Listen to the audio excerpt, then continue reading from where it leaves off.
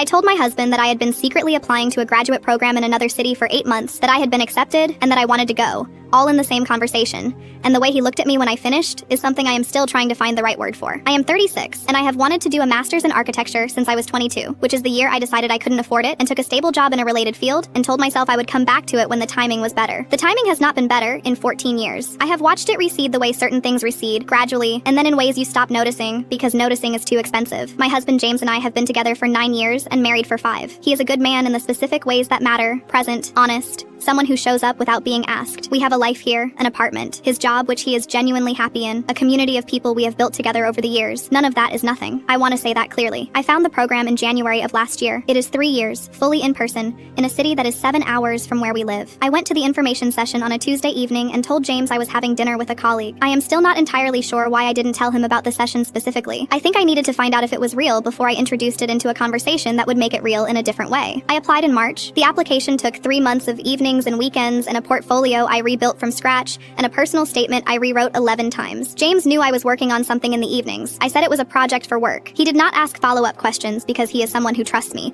which is the detail that sits heaviest now. I was accepted in November. I sat with the acceptance for 2 weeks. I kept opening the email and reading it and trying to locate the feeling I expected to have and finding instead something more complicated, something that had joy in it, and also something that felt like standing at the edge of a decision that would require me to be a person I wasn't sure I had given anyone adequate notice about. I told James on a Saturday morning in our kitchen while we were making the slow kind of breakfast that belongs to weekends. I started with the program, then the application, then the timeline, then the acceptance. I watched his face move through several things in sequence. He let me finish before he said anything. That took longer than I expected and longer than I deserved. He said, 8 months, and I said yes. He said, you were in this apartment with me for 8 months and you were doing this, and I said yes. He said, I would have supported you, and I said, I know. He said, so why didn't you tell me? And I said, because I was afraid that saying it out loud to you would have meant something I wasn't ready for it to mean.